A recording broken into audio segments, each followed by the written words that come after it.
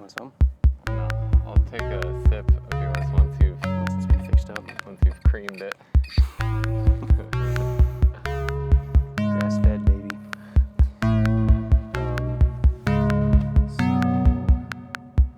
yeah, that movie that I was going to talk about. What did I do with my fucking cream? Here it is. Murina? No, Murina.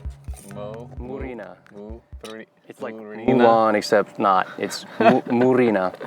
Murina. Yeah. It's apparently the word Murina means eel in a foreign language, presumably Croatian. Is the eel the guy that comes into the family dynamic? You're getting ahead of your... No, it's not. It's not the eel. The eel is actually the main protagonist girl. The girl. She's the anima spirit of this girl. She, it's a movie about that.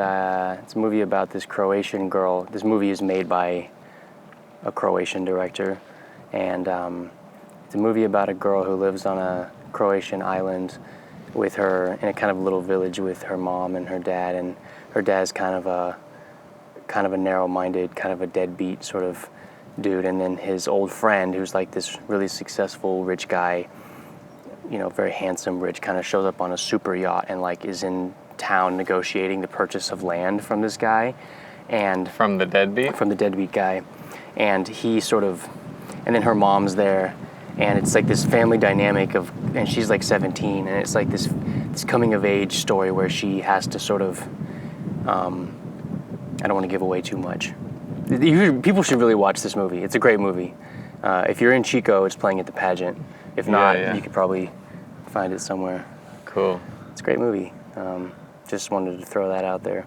It was the way it personally affected me is That's a good non-spoiler thing you can get into. Just in general, I'm not usually.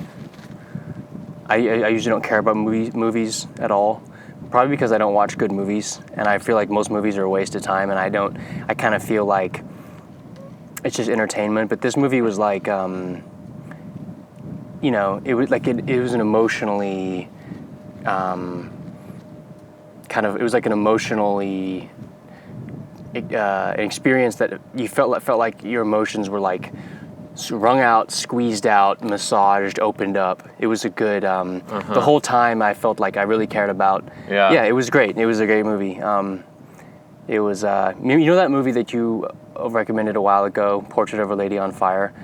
I would say it's kind of comparable to that, because it's like this girl and her mother and this sort of set, and this is set in the modern time, but it's sort of set in this like European setting where it's easier to, it was just a real classic characters, classic story, but in a way that wasn't, because it was not an American movie, it sort of effortlessly portrayed something that seems more universal to me, maybe, because it was sort of decoupled from the cultural milieu of, it wasn't trying to make a statement about anything other than the nature of the emotional experiences that each of these characters were having, and it was a very good movie on that count. Yeah, that's and nice. It has an ending too. The ending is not isn't tragic. The ending has a good ending too. See, that's what we need. I figured that's why I sort of imagine you'd probably like it, because the whole time you think, and I guess I am spoiling it here, but there is this sense of tension that the whole time you're like, okay, when's this movie going to take a dark turn? Yeah. Is it now? And the directors obviously, or the writers are obviously aware that the audience is going to be expecting the dark turn the whole time, and so they tease it. Yeah. But it kind of keeps you there, has this emotional tension to it. So it's a great movie. Cool. Pretty much all I can really say about that without like kind of giving away the whole thing, but. Very cool. Did I mention? I think I mentioned the most recent film I watched. Yeah, on last week or 2 weeks ago, the pod. This super fucked up movie, Titan. And we watched with a series. Yeah, where she has sex with a car and gives birth to a new species of being human. Yes. Yeah. That was comparable to how you ended the synopsis there, because it's just the most nihilistic, postmodern, transgressive, like hyper-violent thing you've ever fucking seen. And you're just expecting it to go darker and darker and darker and darker and darker and like end in hell, and then it has a happy ending at the end. That's like, good God, I don't know if it was worth it. but, Yeah. But it's like there was an awareness, at least subconsciously, on the director's, or the writer-director's part, that it has this postmodern, nihilistic, angry feminist veneer. So you think it's just going to be all about like killing and destruction and hatred. And she, the director effectively goes, yeah, that's where we start, because that's where the world is, and I'm gonna like weave love into this place where it seems like no love could ever exist again. And that's the like slow, arduous, torturous course of the running time. I can respect that. Is getting love into this like truly monstrous place. Like projecting a kind of imagined conduit from this place to another place. Which is the role of the artist, Yeah. the role of the philosopher, the role of the college professor, I guess. I think it's the role of the artist even more particularly than it is the role of the philosopher, because I think another role of a philosopher is not necessarily telling people what's possible, but just elucidating what is in the first place. Yes. Whereas the artist is almost more specifically always about, there's always potentiality involved in any kind of art. Philosopher being a little more after the fact. Yeah. And an artist being more in the trenches of creating what should happen next. Yeah. What could happen next. An artist is almost like a technician of the human condition in some way. Yeah, but there's ideally a philosopher, A psychiatrist for the superego. Psychiatrist for the superego. I'll have to come back to that phrase. Diagnosing and sort of creating ad hoc cures on the fly. For the superego. Like, because if the psychiatrist is there to fix the ego's problems, the artist is kind of trying to do that for society at large. See, you want a good philosopher, though, to not be limited to describing what is. Like, what's their day job? If philosopher is at their day job, how are they doing meaningful work every day? So I guess that's a different way of saying, ideally you want a philosopher to also be an artist. To also be I don't think a carpenter, maybe?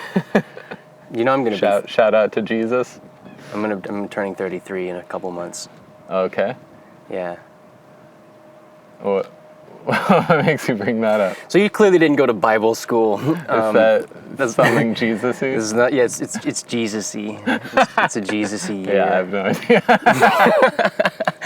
It's the year that Jesus started his ministry.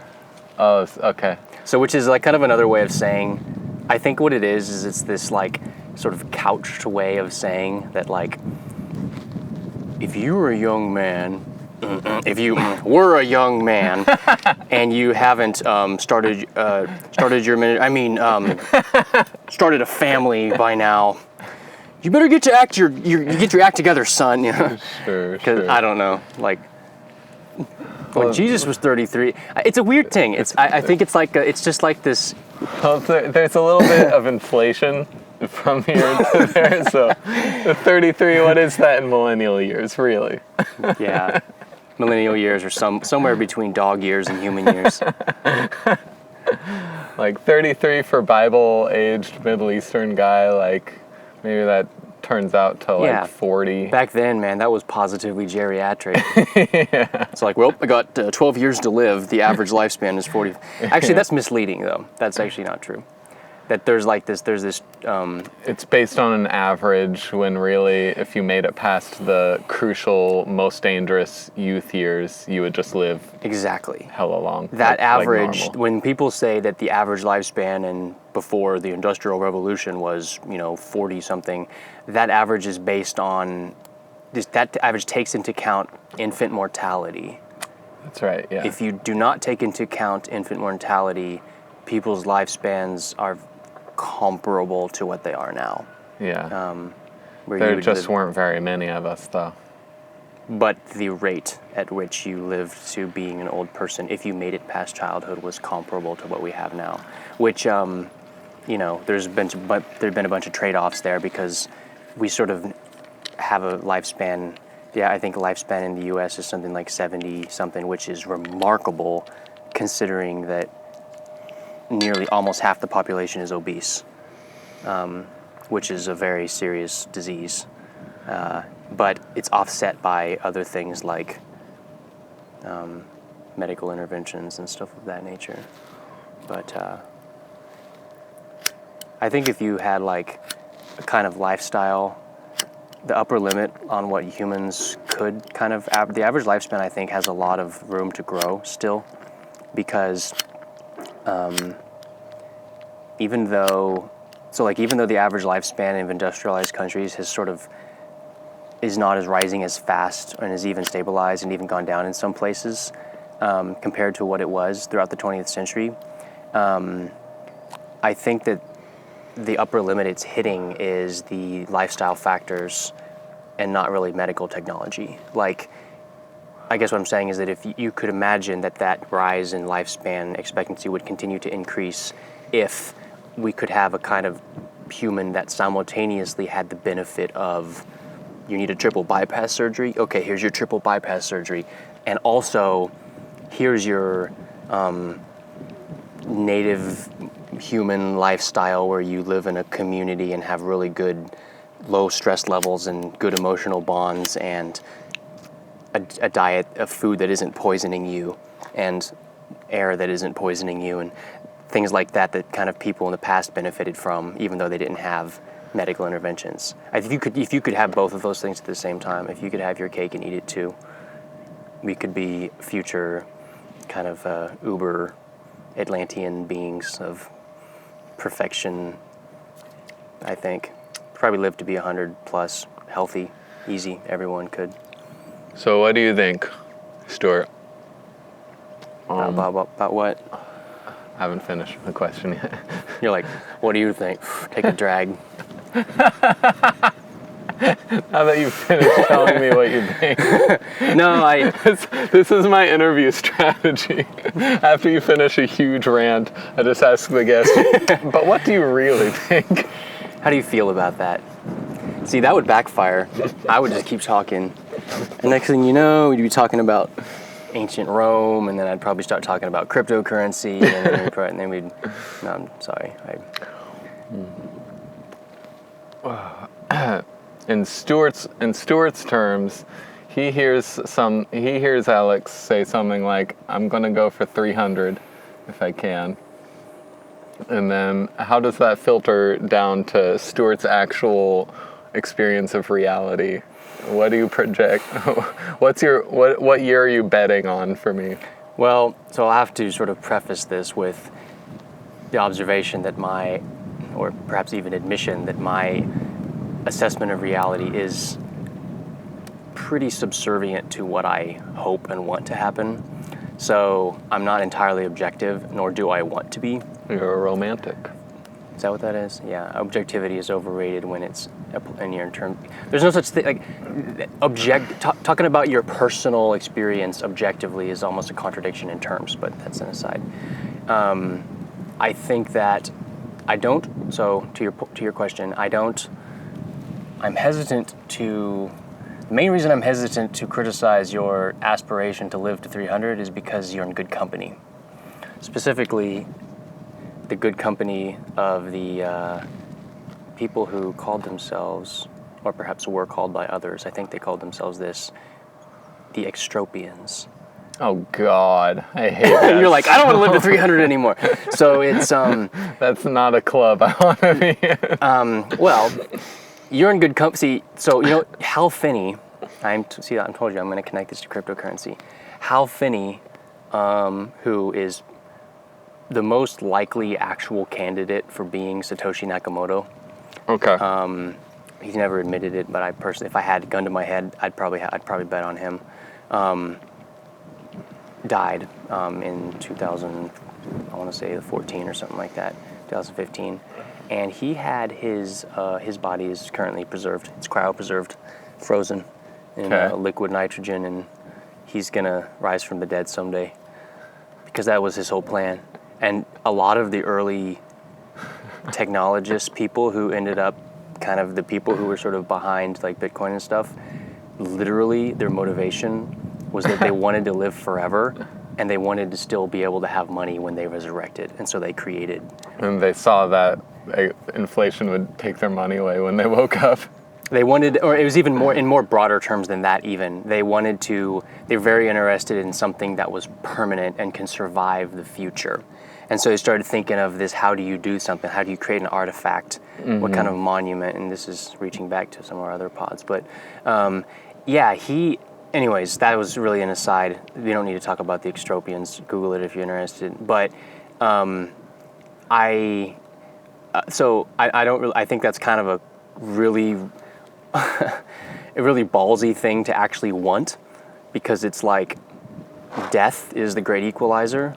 That being said, so I admire your aspiration, but in terms of my actual reality level, yes, I don't think you're going to live to be 300. Yeah. In my actual reality level thing, I don't think, not that it's a bad thing to want. I don't think it's impossible. If I had to odds wise, it's not as crazy as you might think that I think it is. Odds wise, I would give you a 10% chance of living to 300. I think it's possible. Hey, those are great fucking odds, bro. It's not bad. I would take that deal. No, it's not terrible odds. In terms of your odds of living to 100, I'd give you more than 70%, more than 50%. I think people who basically take care of themselves, sort of, and don't have any sort of real crazy fucking disease, if they make it through the next 50 years, are gonna be able to see some pretty crazy things. We're gonna probably have this kind of Star Trek thing that just, whoever's the doctor on the Enterprise, she comes up to you and just goes like, and like, oh, you're good. That'll be $50. No, I'm just kidding. Jean-Luc Picard goes to his thing, he goes, $50, hot. Prints money. See, that's what they never address. They never address that in the Star Trek universe. They never address how money works. They have this like sort of specious claim that like humanity abolished the financial system. Oh God. And that's why they're like utopian. But I'm like, okay, so then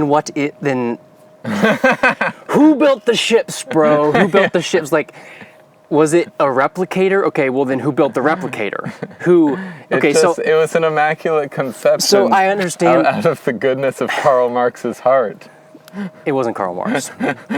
Gene Roddenberry was not a Marxist. He was almost like, he may have circled back around and, I don't know. Honestly, I don't know enough about Gene Roddenberry, but he posited this kind of post-scarcity utopia. But I still think that you need some kind of, if you didn't have a financial system, you would just call it a social system.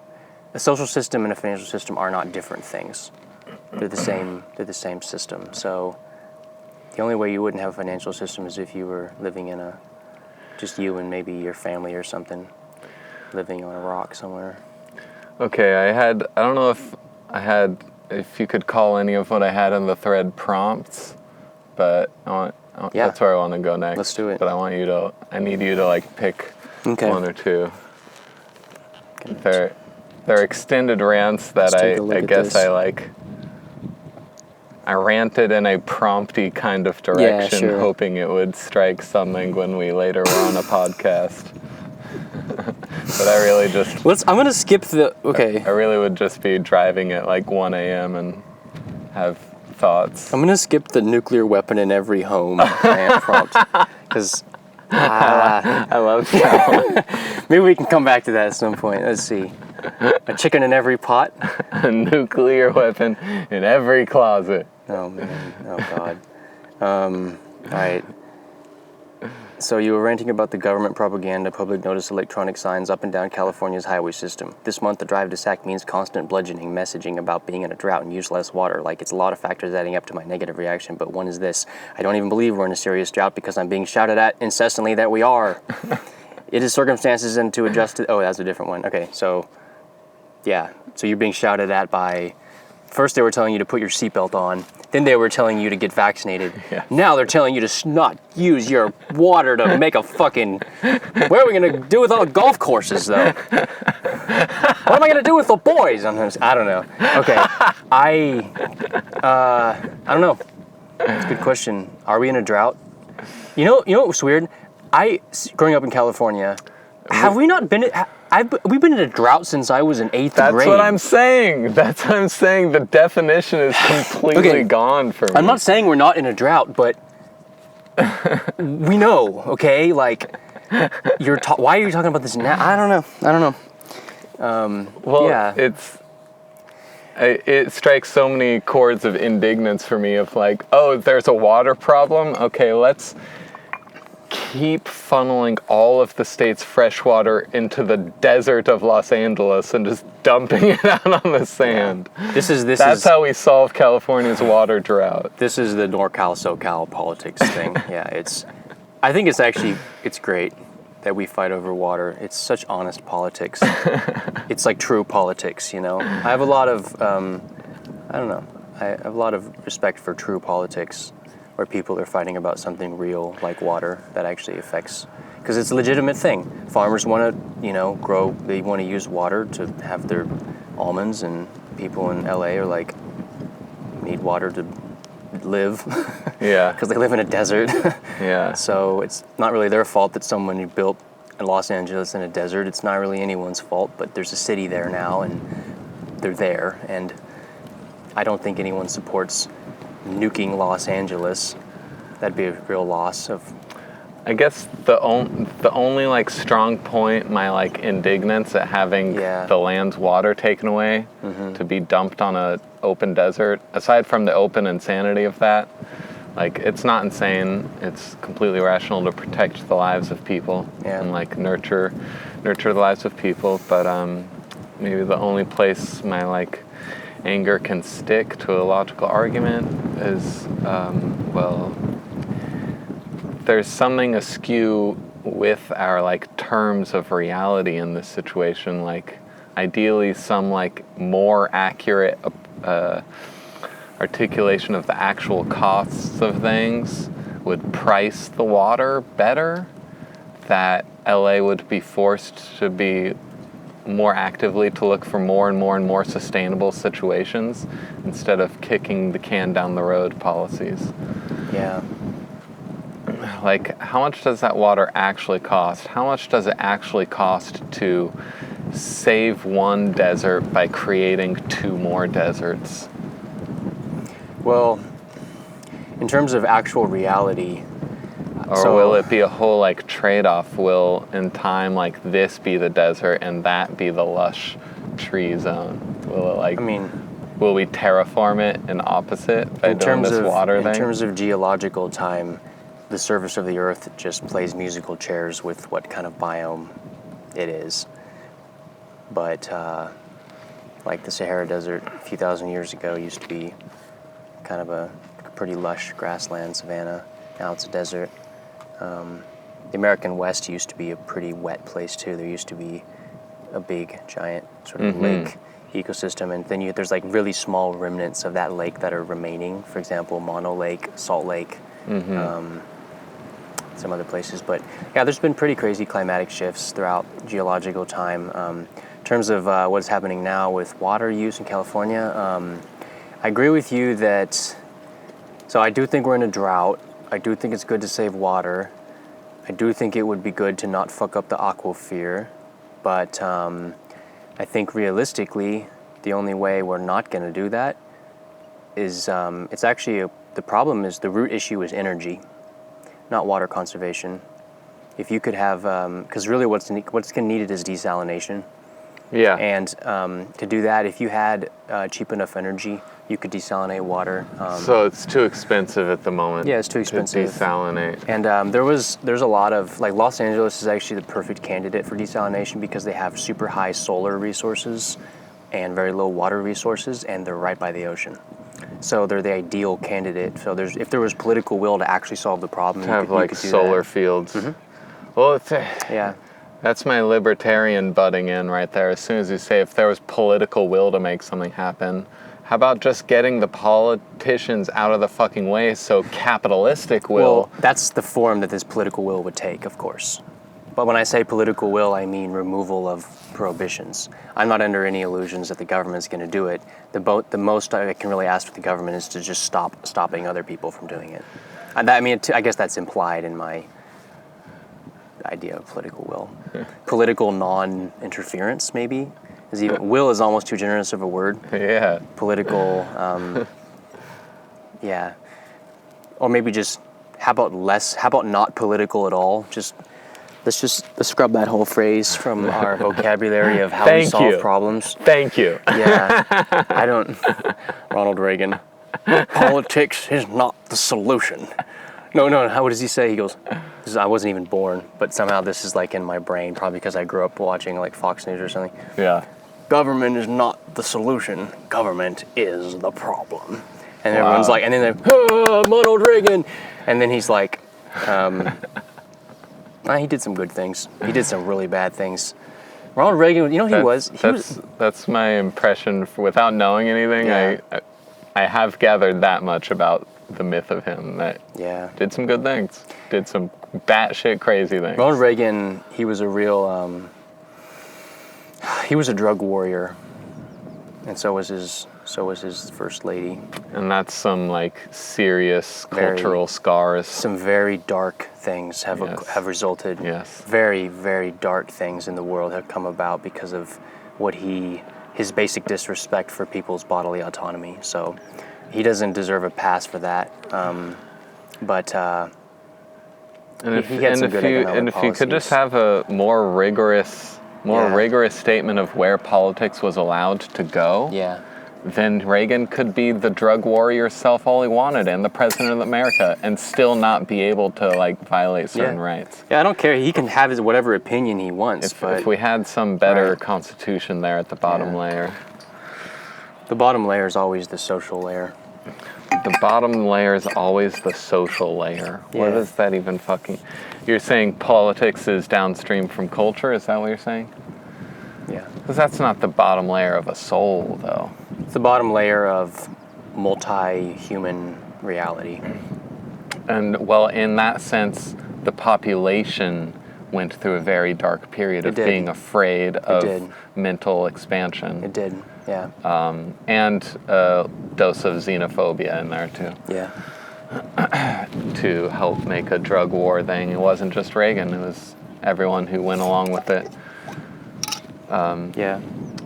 Which is crazy with this, like, COVID thing and the COVID mask insanity. There wasn't any Reagan-level figure leading the ideological charge of turning us all into slaves. Like, everyone just self-selected into that with, like, they didn't really need any mascot in particular to convince them, like, let's all just stop living and try and force other people to stop living. With the drug war, the same thing happened with Reagan, though, there was a large number Can I have a sip of that? Yeah. Now? There was a large number of, it's really exquisite tea. There was a large number of people who were supportive of the idea that it was, like, morally acceptable to throw someone in a cage for the rest of their life because they wanted to expand their consciousness. So that's in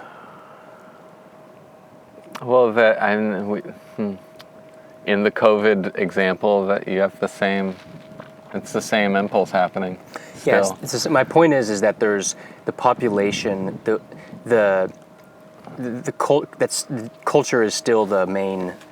Culture is the upstream source of all this because politicians will exploit the cultural. If there's a market for a certain kind of rhetoric, then they'll deploy it. But I don't know. Maybe the reason why, maybe it's just a reflection of the different media culture between 1980 and 2020 was that in 1980 there was still broadcast media was kind of the main. Whoever was on TV talking was kind of who people were listening to talk. In 2020 there wasn't. It's just a reflection of the more fragmented media landscape that you had a bunch of little demigods like Fauci or Fossey or however the fuck you say his name. Fauci. And he was kind of this little. I always imagined Fauci as being this like, like the little like trickster devils in like the Sistine Chapel or whatever. Yeah. Like he's one of those little dudes like fluttering up at like the corner of the motif. Yeah. He's like, take your vaccination, and he's like flitting about. He really is that like small and inconsequential though too. He's flitting about like pestering you like. Yeah, but he's the standard bearer for a certain kind of nagness. He's really just a tool for people who want to nag others. They grab the Fauci like stick and like wave it to justify. Oh, it's just just as disingenuous as when there was like from the 80s. There's like a photo of like Nancy Reagan in an inner city school with like 14 little black kids and like don't say no to drugs. And then meanwhile, like the CIA is like funding like crack in like the ghetto. Okay, all right, so Well, do you think Nancy really knew about the CIA doing all that? No, probably. But not. the CIA knew about Nancy. They knew all about Nancy. Speaking of Nancy, are we going to talk about the other Nancy? The other Nancy? Who's the other Nancy? Nancy Sinatra? No. Singer? The Nancy who was recently in the news for pissing off a large Asian country. Pissing off a Nancy large Pelosi Asian... went to Taiwan, China. Oh, so Pelosi is another Nancy. Pelosi's the other Nancy. That's sad for all Nancy. You know what? I don't know, man. Need to move all Nancys over to a new Nanette, maybe. They should name themselves now. Don't be a negative. What was it? A negative Nancy. Negative Nancy? That's not fair. It sucks. I feel sorry for Nancys, Karens, Stuarts, people whose names have been associated with cultural things that are sort of not cool. Not cool. Yeah. But I like to believe that the Nancys of the world. I bet there's some fucking badass Nancys. Really super optimistic, positive Nancys out there. Well, they have to go extra hard because they're just carrying a larger burden than the rest of us. Yeah. What did Pelosi do in Taiwan, though? She visited Taiwan. That's literally all she did. She just visited it and then left. Why is that a story? Because of the China. So. Long story you're not allowed to talk about Taiwan? Yeah, there's so long story not short. Not allowed to admit that Taiwan exists right now? Exactly. Well, yeah, you haven't been able to since, the 1950s when China and Taiwan sort of split. But it seems like more of a current thing that you're hearing about China's idiocy about this. Because it goes right now. My whole youth, I've always thought of Taiwan as a country called Taiwan. That was Taiwan. Well, everyone thinks about that, but I never heard about this China element of it till recently. Has something changed recently about it? And certainly the Hong Kong event. The geopolitical balance has been changed a little bit just because China's in a relatively stronger position. It matters what China idiotically says about things now. Yeah. Because they're so powerful and it matters more. We're so beholden to them. The reason why it really matters now is because a pretty significant majority of the very high-end computer chip fabrication happens in Taiwan.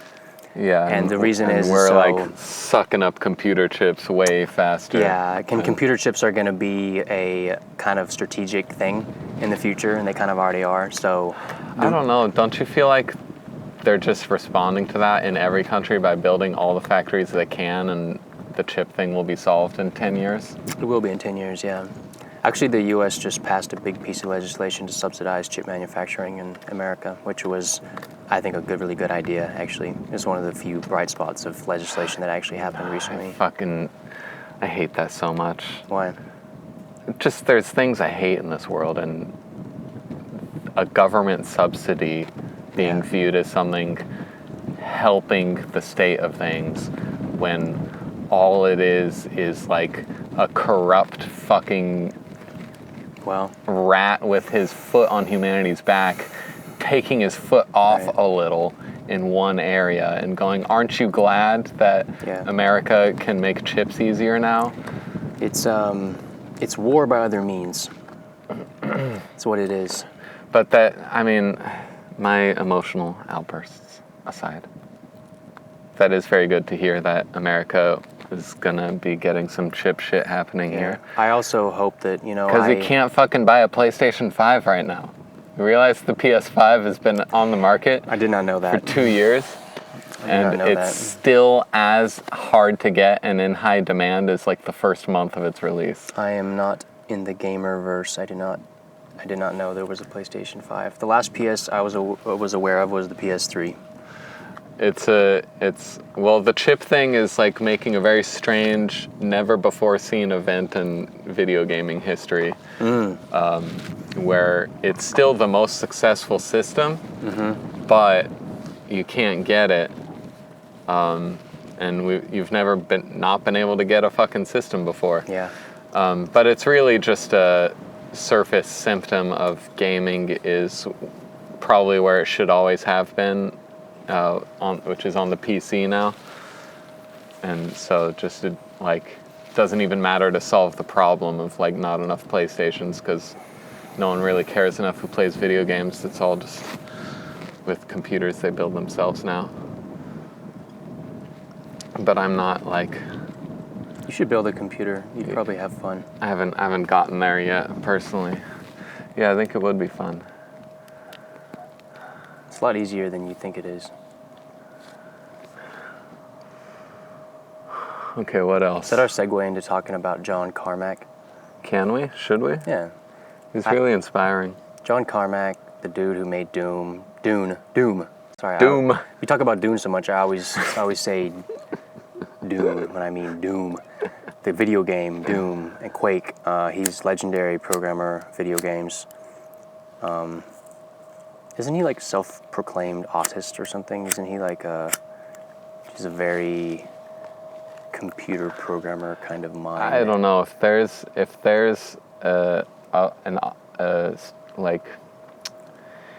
he seems like the complete polar opposite of what I thought an autistic person. Maybe he's just a really well-developed one. He's a well-developed something, man. Yeah. He is so developed. My impression of this guy is he just followed his passion for a really, really, really long time and never stopped.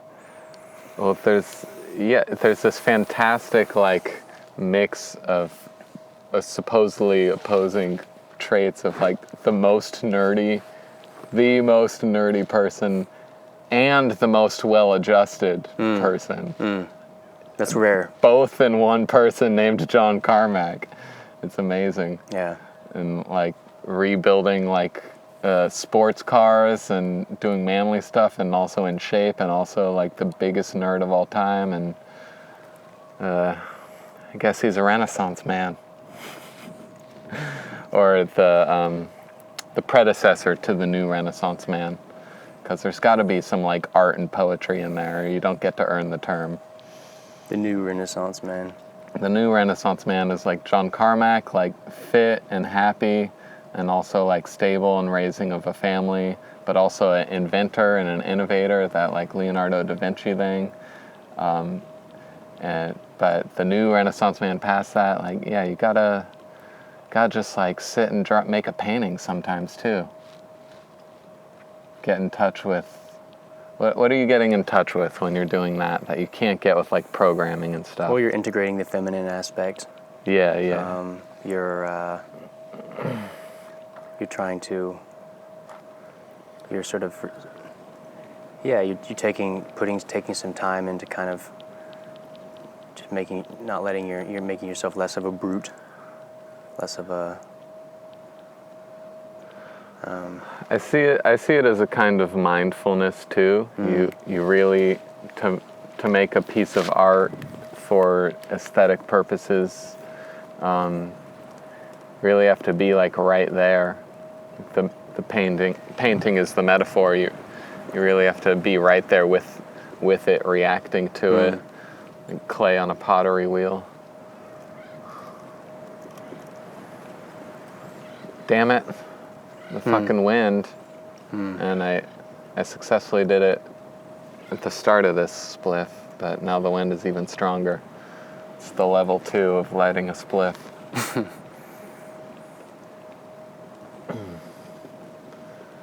And it's also, Carmack also is this mix of like straight up nerdiness, like the interiority, like Bugman, like kid thing. Like the maximum of that, the founder of that, the creator of it. Like all mixed with like being the most well-adjusted and like loving life and engaging with life. Yeah. Well, I think that's just how you make any new medium or new innovation or new field of creativity.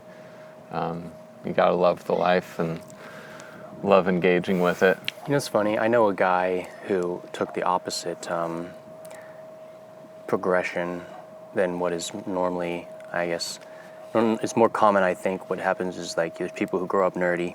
They're like, I'm a nerd. I'm not very well adjusted. I have my graph of like personal development is like this large spike in like computers or something, or like or in former times like comic books or something that like is like a hyper specific interest. And then man, in high school I was just like the nerd, but now when you meet 10-year reunion or something, it's like, hi, hey, oh, like, oh wow, they haven't seen you in a long time, like you're really well adjusted now, like you were really weird, but like now you look like a normal person.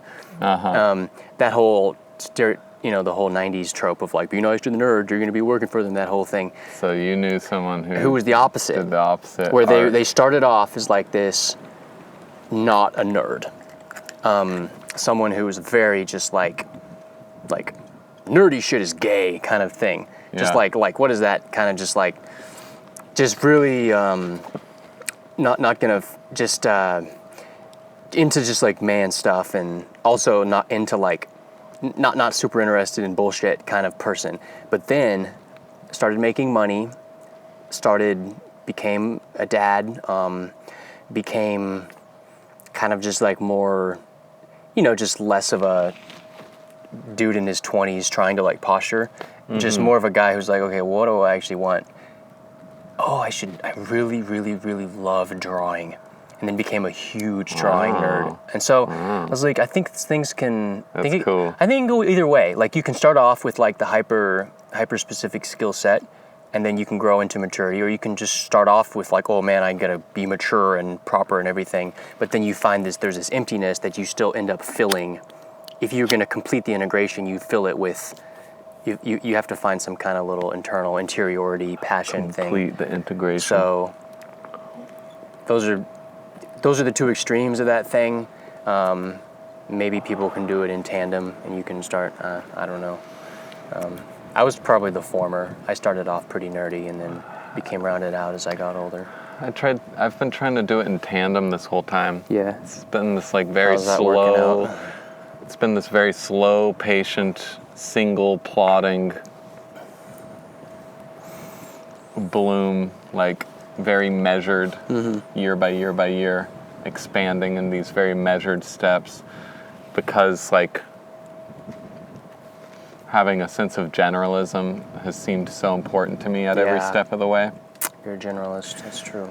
But then like it has put me in this fucking extended adolescence type situation where Again, you're in like good company. I listened to a Lex Friedman with Michael Saylor, Bitcoin guy, yeah. huge Bitcoin guy, and finance guy, and he's trying to tell everyone to fucking focus. He's trying to tell all the young men to fucking focus, man. And I'm like, God damn it, Sailor, you're right. But the way I focus is so autistic at this point, and like grown like this tree that like, okay, yeah, time to focus more. And I do that by doing 3 or 4 different things at once. It's not focusing. That's the tension, isn't it? It's the ability to say no to good things is how you create great things. Which is tragic. Which is another way of saying time is tragic. But there's a kind of beauty in that tragedy. I know I have a fucking like superpower thing with my ability to do those driving shifts twice a week. There's a fucking focus superpower there that when I figure out how to leverage that on something to fucking like making capital, it's over, man. Yeah. It's over. Yeah, in the meantime, you're just cultivating that skill set in general terms. That nerve pattern of focusing for that long productively is what's being developed now, and I'm seeking like connect to make new connections that can like bridge that ability to something fucking cool.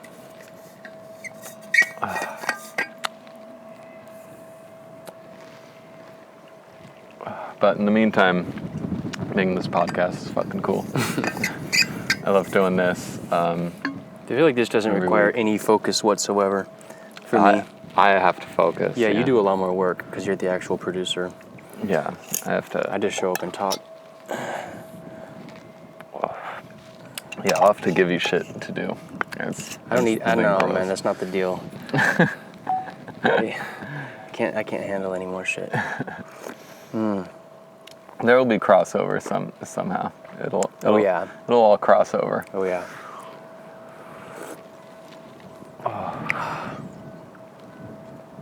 Well, what else? What else we got?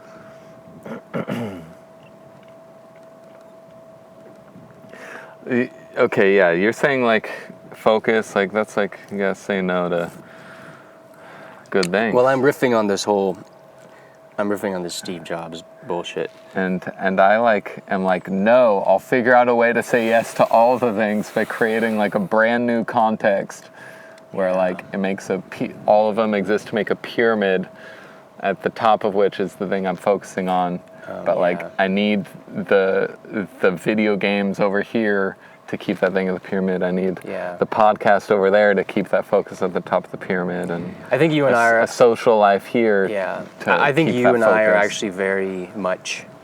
I think we're actually very, very similar. I might just be a little more effective at beating my desires into a shape that you know what I mean, which kind of sucks. I don't want to make it sound like that's a good thing. I have almost too good of an ability to say no to things. By this time, and I just like. I realize that it's a crutch. So in the movie last night, I'll connect it to that. Cool. There was this, Murina, there was the rich guy who comes to visit, is friends with the deadbeat dad. And there's a scene where the main character, the girl, Julia, and her mom, are kind of talking privately and watching their interaction, and the girl says, like, how are they even friends? The mom asks, how are they even friends? Or no, the girl, she asks, like, how are they even friends? Because he's like this really successful super yacht kind of guy, and this other dude's like this really... How do they know each other? How do they know? Well, and that's the point. The mom says, they were friends when they were young. Yeah. And people like the rich guy don't have a lot of friends like that, who they the implication basically being is that they're both kind of giving each other something that they don't have and they need. This guy needs to be friends with this affluent guy, and this affluent guy needs to be friends with someone who he was friends with before he was an affluent guy. That's right. And so is this thing, but where was I going with that? Your crutch of like focus and being able to say no to things. Yeah. So from there, there's another scene in the movie where it's the whole, that's just like one aspect of it, but they're portraying the contrast between these two men the whole time, where the deadbeat guy is has this desperateness to him, where he is always having to meet things and having to defend himself emotionally. It's a fucking great movie. He's always having to do something that shows that he's in control of the situation. Whereas like the rich guy, he portrays he's this very relaxed person, to where there's a scene where the deadbeat guy just goes off and he gets really angry and storms out. And so the rich dude just picks up a guitar and starts playing and just like doesn't react to it. I'm like, oh, that's a really interesting, cool little. And the rich guy ends up, you find out more about, but on a surface level, there's the difference in manners between the two is like a reflection of how much you're having to put into just keeping shit together. And so this, to relate that, I think that the brutal approach of being like, I really am really ambitious, so I'm going to say no to a bunch of stuff I want to get to where I want to be. It's like, I guess the imagined hope is that someday you'll be able to like cash in that lack. So you're almost like, you're buying yourself the ability to be more generous with your time by being less generous with your time. Like you're displacing this time. But the question is are you getting interest on it and how much? I don't know. Well, the best case for doing that is, well, you want to leverage your ability to do crazy productive work in the peak age youth years. Yeah, that's true. That's when your time's the most valuable. So that's why you should really focus and think about pleasure later. I don't know. So if to the extent that's true, because yes, you should make maximum use of the place your current maturity puts you at. Yeah. That's the deeper layer of what that's trying to say. Are you at a place in your life where it feels that good to focus that hard? Yeah, it does feel good. Are you at a place where it feels good to be more like generalized? Like, yeah. It is different on a case-by-case basis. But I'm veering off a little bit now because I remembered one clear thought I've had of like, how do I fucking focus more? How do I better? How do I work better? And I think specifically with the really, really hard work, like relearning guitar. Yeah. It's fucking hard. And recording good guitar, when I'm really like at the edges there, or like having to just compose and don't have like a clear seed to build on yet, too, that's more when I can't focus as long. The thought is need to like gamify it. I've said this after the pod once, where like I'm trying to figure out how to gamify the really, really tough projects. Yeah. And so while I haven't figured that out yet, I just take breaks to play a video game for a few minutes to go back and forth. But the goal of doing that is to like gamify the very creative crafting, melding, soldering creativity process itself. Need to create more stopping points for myself while I work that or set the goals so that I hit the dopamine cell phone sound button at more regular intervals. Yeah. You feel me? Yeah, no, I do. That's I'm trying to figure out exactly what you mean by gamify, or like what gamifying something really means. Leveling up and getting the symbol and the sound on your screen that you just got to the next level. I see. Like getting conscious of the brain's need for that and figuring out how to put that into your work day. Interesting, yeah. I never really thought about that. Like, what goal am I going to get done in the next, some short-term window of in 2 hours, I'll get to this goal. Yeah. And I'm going to hit a dopamine button of reward relative to how much value I created for myself. I'm going to reward myself for that work so that I know something happened and I'm refreshed for the next 2 hours. So I understand that. It makes a lot of sense to me, but I think that's why video games are successful, is because it's a technology of how to game that biological need in smarter and smarter ways. Interesting. To keep you putting in the work, because you're getting a little bloom of dopamine at the right rhythm. I think I just realized something. I feel like I don't get a dopamine reward for accomplishing goals. I really don't get one. So you got to step into your own OS and put that in so that you can work harder. That's my idea. I've come up with a different strategy. I realized the strategy that I use to get things done is romanticizing the process itself. I'll get into how I do that too, maybe. Right, but I mean, ideally, these are both great strategies. I just, for some reason, don't feel a sense of I don't get a reward when I accomplish something. I just think, okay, what's the next thing? You know what I mean? I don't know. I wish I did, because then it would be motivating, but somehow I almost have to front load it, where I go isn't this going to be fun and cool? And it's like I let myself really look forward to the act of doing a thing and try to make that a thing I look forward to, and then just do it as long as I can. So, I have all sorts of mental things I trick, or things I meditate on while I work. Yeah. Maybe is the phrase. Yeah. That go that help me okay, I'm not crafting, I'm also dancing, I'm also in this love relationship with this female song maybe, or trying to make things into imaginary friends. That's the thing I do a lot. It's not just gardening songs coming out of the ground plants, they're also my friends that I gotta talk to and get information from. You're such a musician.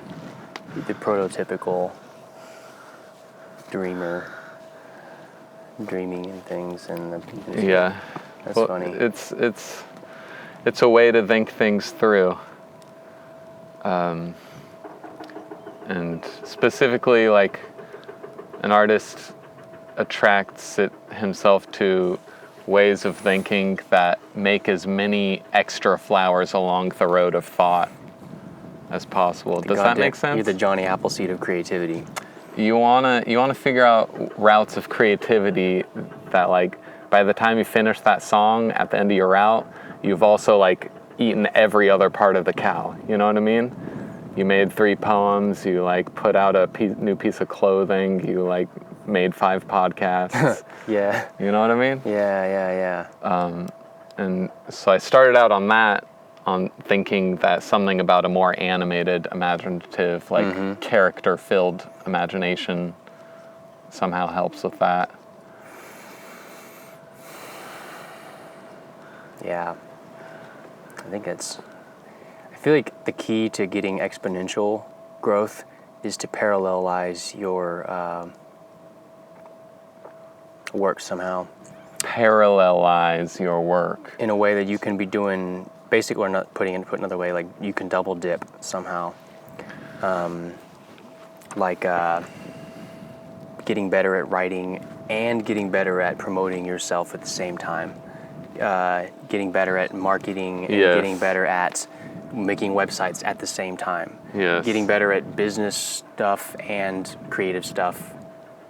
Sucks that there's a distinction between those two things, but there is at the same time. So I don't know. It's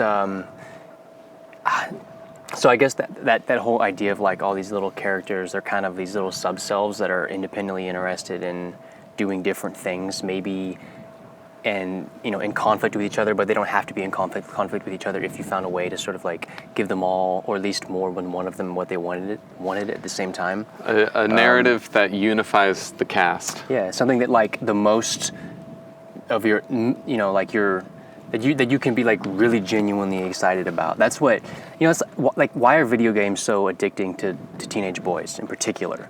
Because there's a sense of, there's like just the straight up dopamine fun thing, the same, competitiveness, but there's also this narrativeness, this narrative to it, which is like really compelling to a teenager whose entire life, what they're faced with most immediately is this wide open, who the fuck am I? I'm an adult kind of thing. So I think maybe that's an underrated reason why young people like video games, is because of the narrative. It's not just because they're like all like starved of dopamine. Well, that's where new philosophers have to focus if they really want to like uplift the human race with new ideas. And this was Rand's attitude too before she like gave up on the more exciting part of her career and started writing like textbook type shit. She knew before that you can't just make a philosophy, you have to make it exciting and sexy and dramatic and emotional and have it be these like characters in a novel. It has to be dressed up. It can't just be a naked philosophy. Yeah. It's this, you've got to show it, and in today's terms, if you have something you've made that makes you have good things to say to other people on the level that objectivism made Rand feel that way about her words. If you have something like that, then today you probably have to make a video game that doesn't just express it. It's an interactive, fulfilling, enjoyable adventure built on the philosophy as its engine. There has to be stuff to do. Stuff to do and rewards to get and something to learn about yourself as a person. Interesting.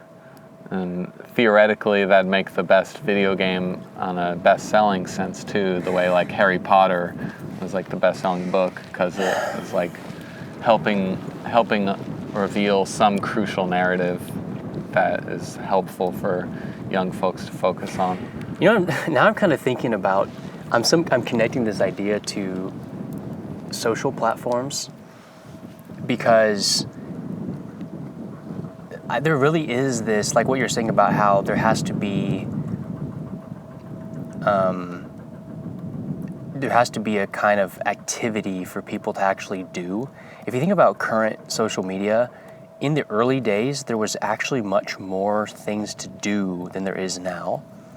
Because in the Win days? In the early days of social media, when you could sort of go through and like stalk and interact and directly message all your friends and sort of organize things with it, and it was like this much more.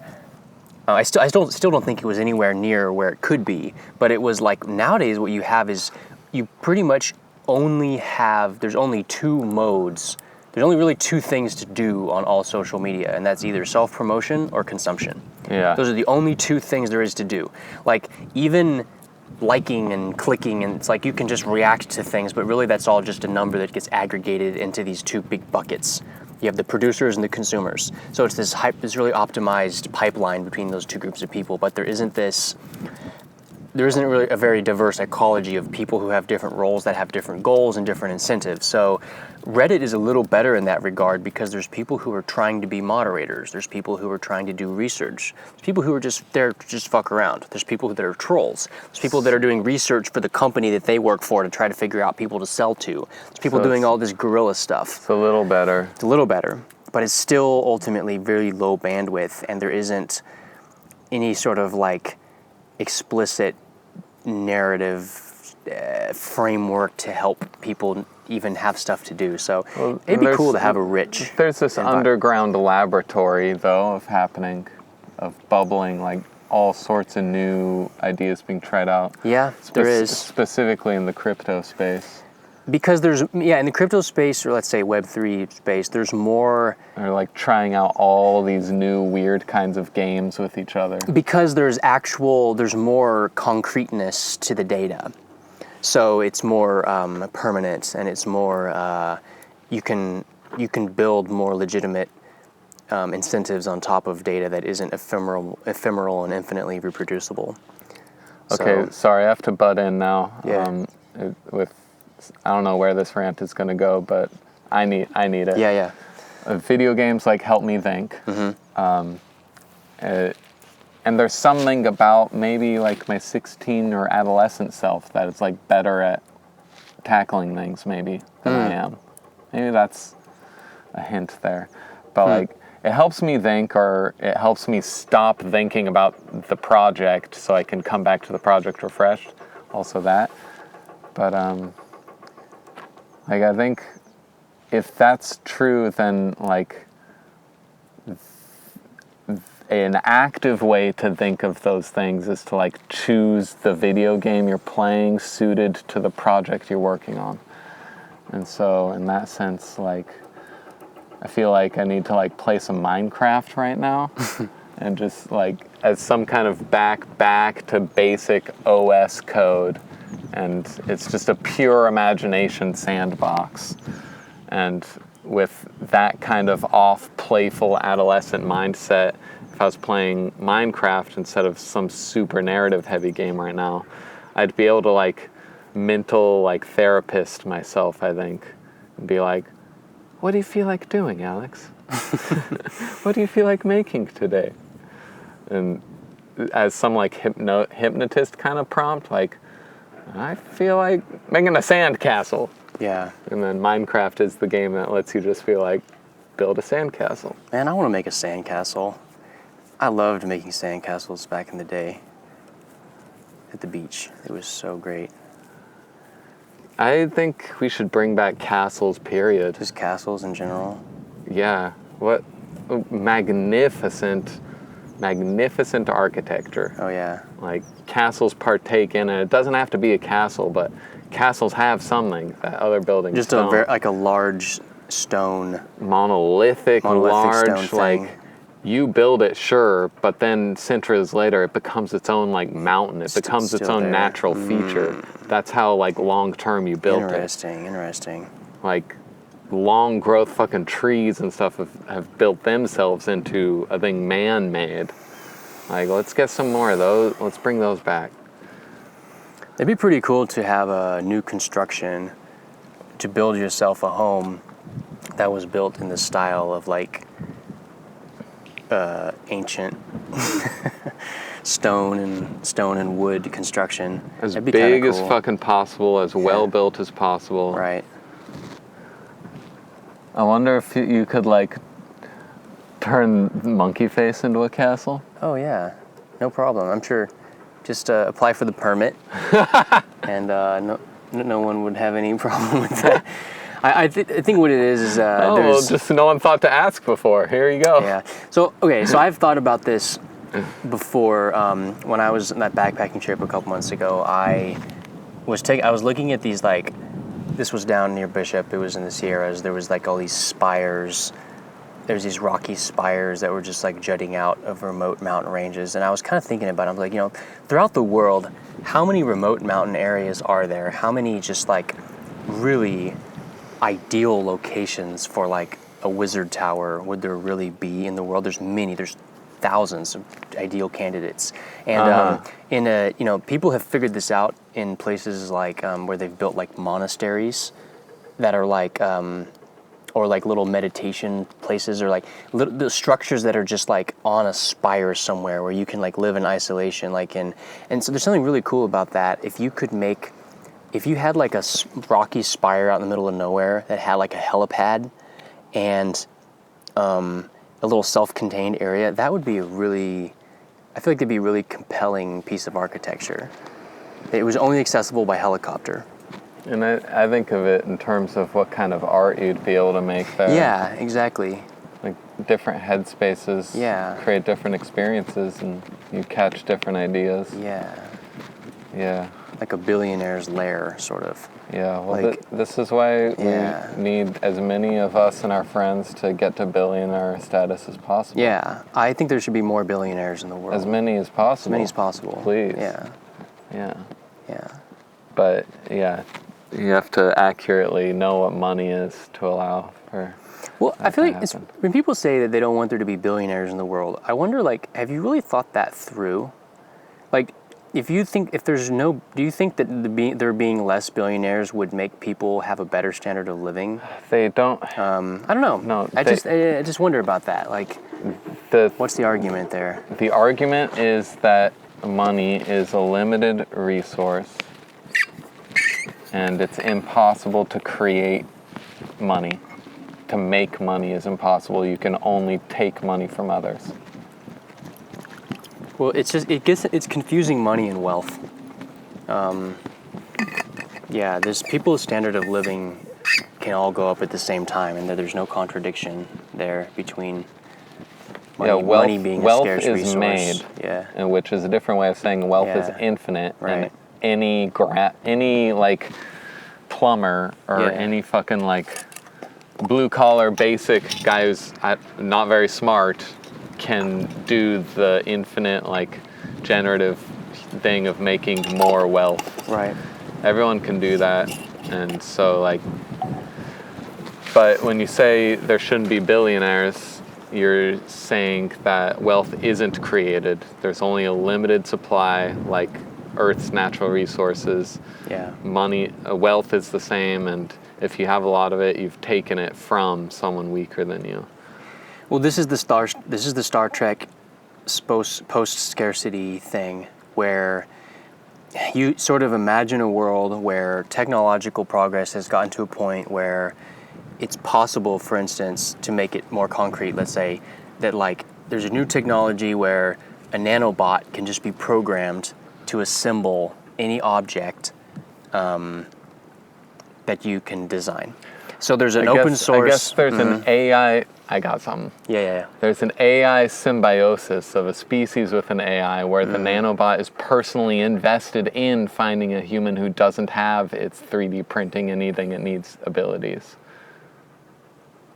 Wait, and so what? just by being born as a human, there's a symbiotic species to you of this new AGI that like wants to give you basically like universal basic income thing and like pair with you, so like you automatically have all your needs met, and then it's just like, well, what do you want to do with your consciousness after that? Interesting. I didn't take the AI angle on that. I don't even think the AI angle is necessary for that. I think you could have nanobots without AI.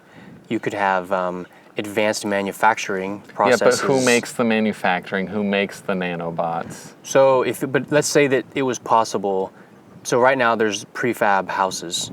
They're soulless, shitty things that no one should probably live in. But if you could have a situation where like it was possible for $1,000, that's not even something too crazy, but for $1,000, like the price of a really shitty car that most people can probably save up, $1,000, you can synthesize a house. You can build a house for $1,000. So then, if that was the world, and you could build a house for $1,000, and that's an achievable goal within the laws of physics. You still have to make the $1,000 though. Yeah. Well, I'm just talking about it in a more limited context of this sort of distinction between money and wealth. I'm trying to illustrate that it's possible to bring the cost, like if you really want to alleviate poverty, the best thing to do is to bring the cost of everything down.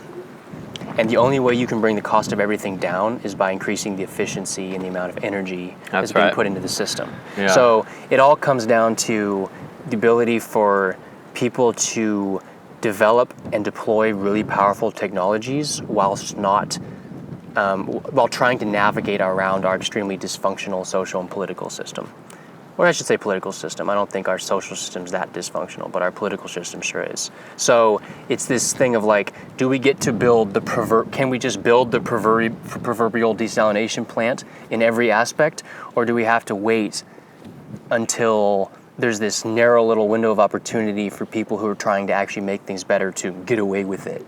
You know what I mean? So it's just this strange thing where like the people who are most able to do things are kind of paralyzed by everyone's collective doubt that anything's possible. And within the space of that collective doubt, there's all these demons that explain why things are not possible. It's like a dysfunctional family where like the reason why we're not happy is because of Johnny. Well, then Johnny thinks it's because of Dad, and Dad thinks it's because of this, and everyone's just this Gordian knot of blame. That collective doubt thing is the point I was trying to make with the drought thing, where the authoritative response to having a water problem is to blame everyone for existing. Like that's the Christian influence. You need to stop being so naturally human. Like do with less.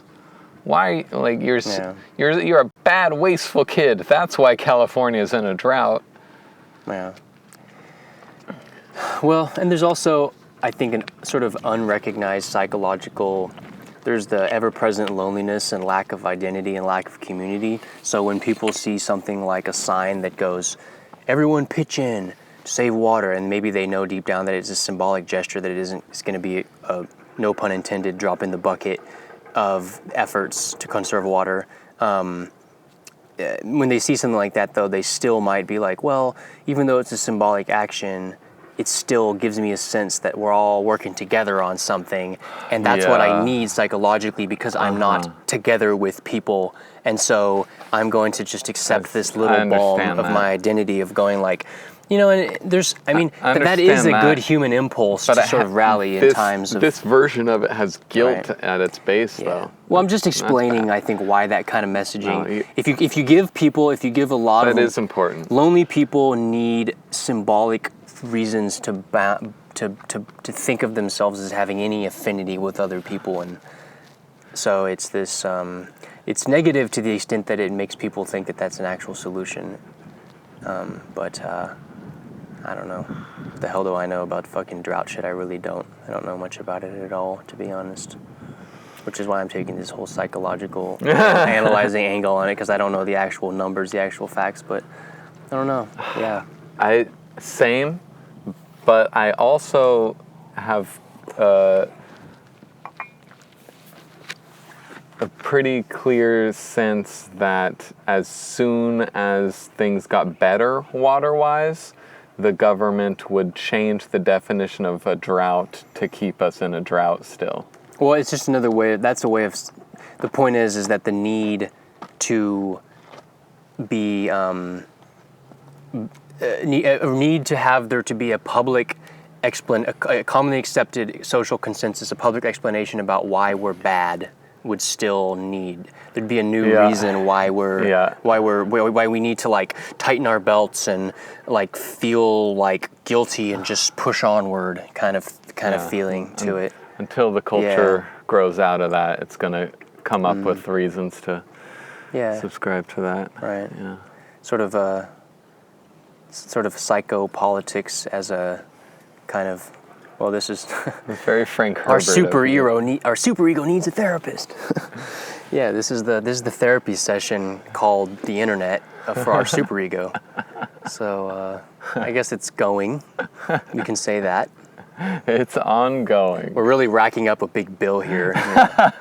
That's what all those data centers are churning away doing, spending all that energy. So it's really if you viewed from space or whatever, it's crazy how the internet is this weird neurological system of the world that's like processing and trying to equalize all of these insane psychological tension between different countries and different groups and different, it's just like software is just going through and eating all the demons of the past and spurting them out as new ones through the cracks, like squeezing silly putty through your fingers.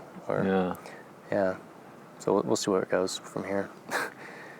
I think it'll go somewhere great. I think you're making something great. I think without even like trying to interact with the space, just trying to do things I'm good at that are artistic, just by engaging that, making a website with Jade that is a blast and is gonna, over time, create its like new addition to what the internet should help us all be doing. I expect the Mandarin will be around for a very long time, and it'll have a very rich history of being a thing at some point. Yeah, and so if that's just the first 2 people within arm's reach, then that bodes well for the future of the internet as a whole. There's a lot of really cool things happening that there's not a good way of searching. Google search basically doesn't work anymore. It kind of sucks. Except for very narrow topics. It works for programming stuff still, but that's the only thing I search for anyway. I don't bother with searching for other stuff because it's all just a big page of like authoritative answers. So I think search is going to be disrupted soon, probably in a very interesting way. But yes, we'll see. I suspect there's a kind of like undercurrent of a lot of really interesting things that aren't talked about, because like the news, I had this realization the other day that like I don't actually know what's happening in the world, and I don't know how to find out. Isn't that weird? I don't actually know how. But that's a universal state. Even when you have an impression that you do know, like, you just change the frame, the basic non-knowingness comes right back. It's just it's weird to be like, this is weird to be so aware of it. It's weird to be so aware that like there actually some really significant things could be happening, and there's no way to find out. Like, because it really used to be for a while it was the media. Then for a while though you could still find out what was happening based on like Reddit / social media / Twitter. But now that's kind of over too. You can't really find. That's been kind of just bled dry. So you can't. There's no. I mean, I guess maybe there's like niche communities where you can find out what's happening in a niche community. But the problem is, where do you find out about the niche communities? See my ad hoc solution to this, which has been a lot of people's solutions to this, is, well, I'll find out if one of the podcasts I listen to has on a guest who is actually the nexus of this event and the specific person who knows everything about it. Yeah. Maybe I'll get a 3-hour sit down with the person who knows through one of these podcasts. Yeah. If I don't have any kind of direct from the horse's mouth thing, then I'm just not going to find out about that issue ever. So we've fallen back to imminent personalities as the indexing mechanism for things. People who've built trust with their audiences. Right. Yeah. Interesting. Yeah, like the very, very first like instances of having to do that was in social justice issues, where like I find out about a bunch of riots at Berkeley campus because Milo Yiannopoulos is there, and here's the list of how evil this person is, and then to the extent that that's a current event that I'm learning about, then what I had to do was like pay zero attention to any news story about anything that's happening and just go to the Joe Rogan episode where Milo Yiannopoulos talks for 3 hours straight. Yeah. So it works in some cases where there's an opportunity to get it straight from the horse's mouth, as it were. That's one of the that was one of the first and most convenient, contextually like examples of like, well, news isn't going to tell me about any of this. But then that same basic Joe Rogan accidental thing, like, actually helped the world during COVID, where he gave Dr. McCullough a platform, and the slightly less believable guy, the Steve Malone guy with the mRNA patents, who's like goes a bit too heavy into the conspiracy, like hand waving, and he kind of undercuts his technical expertise. But McCullough kept his entire 3 hours to medical expertise only and facts only, and so I was able to. I hadn't learned anything fresh about COVID for probably 12 months straight. And I was able to like get more facts finally about what we've learned so far because of Joe Rogan. Subscribe to my only facts. That's what the media is going to be. Actually, that's what the media is now. It's just only facts. It's an only facts subscription. All the news, news media, they just want you to all subscribe to their only facts, and then you get their facts, and then you can, if you don't like it, you can cancel. But it's they pornographically subscribe to your base psychological desires precisely. Of the news you want. You understand what I'm implying with this, 100%. It's kind of what kind of news do you want? Yeah, like, what worldview would you like to have reinforced? Hey, my news is not your news. My facts are not your facts. I'm just going to be over here in my room alone, subscribe to my only facts, and I'm supporting. Oh my God! I'm supporting an independent fact creators with my hard-earned money. Oh my God! So, what I'm trying to say is that the bar is pretty low, my friend. Anyone who comes up with the next indexing mechanism, either through sort of technological or cultural innovation, is going to probably do something. It's going to be useful to people, whoever manages to do that. So. Well, how about this also take on the news? Because I'm in the same boat as you. I don't know shit about what's happening, but like, that's also a thing of personal taste. Like, what I'm doing with my music is literally, and my writing and my work is like literally better and more relevant news to me. I need to stay up on that front news page, and it's the same with you with what you're doing. And like, I'm gonna wait till there's like some real fucking dependable kinds of information portrayal about a subject before I'm gonna start learning about the subject. And for example, like I'm mildly interested to check out the content Lex makes out of his Ukraine frontline. Yeah, I'm kind of interested in that too. That he took. I'm actually kind of looking forward to that because I feel like I don't. And that'll be my first like real update on Ukraine shit since the first like month of it. Because there's no way to know what's actually happening. There's no way to know. There's no way to know what's happening. So, yeah, it's like great. I can watch Western propaganda or Russian propaganda. Yeah. Well, fuck. And like, well, yeah, because like, who the hell is going to go there and find out what actually happens? What media organization has the money and the incentives to pay someone to do that and risk their life? Who's going to do that? Because even if they did that and they told the truth, you know how much money they're going to make off telling the truth? Not a lot. But someone who has Lex is going to because he has an established brand of being, he already has an audience that is desiring that. Yeah, he doesn't need to go out and try to be like, just post it on Twitter, listen to me, this is the Panama Papers. Everyone's like, all right, whatever. You know what I mean?